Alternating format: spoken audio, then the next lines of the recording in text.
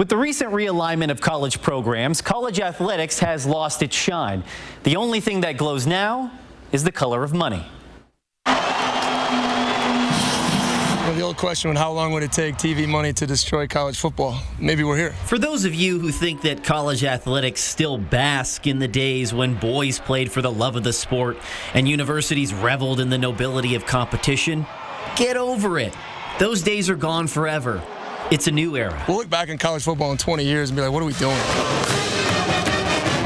First, understand the importance of sports at our universities and in our culture. Nothing is more influential, nothing is more pervasive, and nothing is more lucrative. Sports is the OG of reality TV. It is completely unscripted, every game unique, and it is broadcast all over the world. Viewership is not measured in hundreds of thousands, but in tens of millions. Total revenue dollars are not tallied with 6 zeros, but with 8. The TV money just kept getting bigger and bigger. As much as anyone, university presidents, athletic directors, coaches, and players understand the big business which is sports.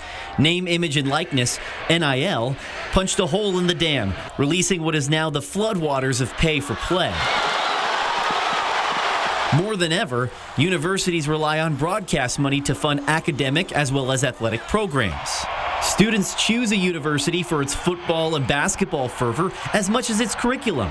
Do you really think that on a Saturday afternoon, 20,000 students tailgate for hours, pack a football stadium, and then party all night because they're concerned about the essay which is due on Monday? Do you think that students camp outside an arena for days just to earn the chance to get a ticket? Alan Cannon, Associate Athletic Director of Communications at Texas A&M, is quoted as saying, "The athletic department sits on the front porch of every university." The collapse of the Pac-12 should come as no surprise. The influence of TV money has been building for more than a decade. In 2011, the Texas Longhorns came knocking on the Pac-12's door. Then Commissioner Larry Scott refused to give Texas a larger piece of the revenue pie. The Pac-12 could have been the Big Pac. Instead of enhancing its brand and expanding its reach, Scott instead launched the Pac-12 network. The only problem was its subscription-only platform came at a time when technology and streaming had not yet been invented. No one watched. It was a bunch of decisions and failed strategies that put us in this place. The conference failed to get its money right. Traditionalism and lack of vision slowly killed the Conference of Champions, like slowly clogging arteries, destroying a healthy heart. And we were just out here just kind of resting on our laurels a little bit and got bypassed, and seems like we couldn't catch up. Fast forward present day, USC and UCLA must have been giggling as they schemed in secret behind the back of Pac-12 Commissioner George Kliavkoff. Think of the number of people involved in the negotiation and planning of a conference switch. Board directors, administrators, university regents, university presidents, athletic directors, and a bevy of lawyers and accountants. Millions of dollars in TV money has a way of tightening loose lips. An element of deceit. These things happening in the dead of night.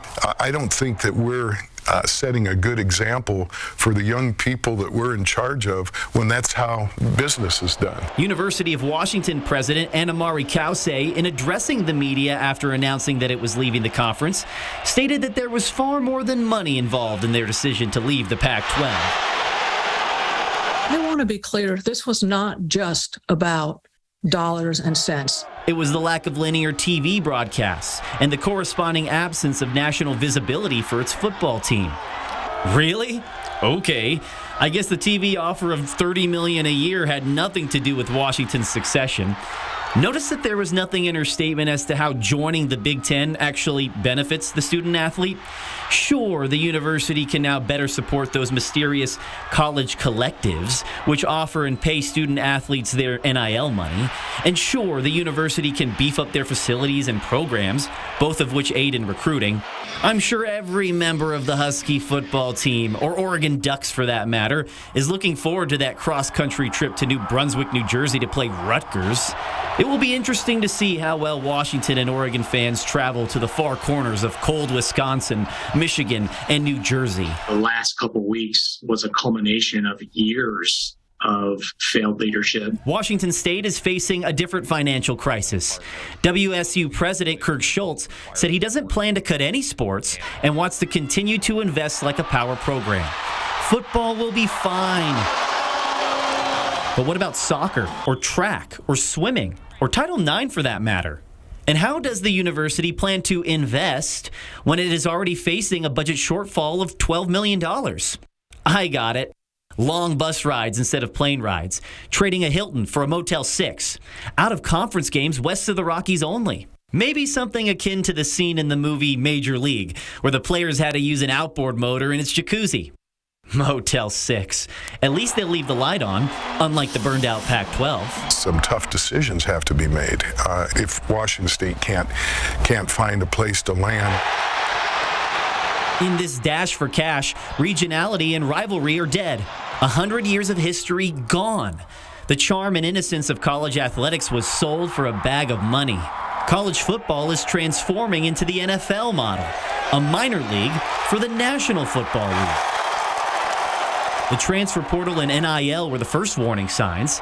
The Big Ten and Big 12 have gorged themselves off the plate of the Pac-12, leaving Washington State, Oregon State, Stanford, and Cal for the trash can.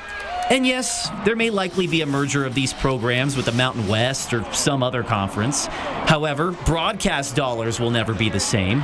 The exposure will never be the same. The schools will never be the same. Get used to it.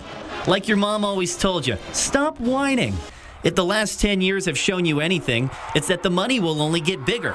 The greed will only get greater. University presidents, athletic directors, and conference commissioners are robbing the bank while student athletes and fans just watch. Broadcast companies now determine the direction of college athletics. By doing so, they have also indirectly shaped the fate of the lesser conferences and the schools in them. It was only a matter of time. And I hope that something can come out of this, but it's looking a little bleak right now. This is the present landscape of college athletics. My message to the remaining Pac-12 schools and their fans: grab a tissue, wipe the tears, get to work.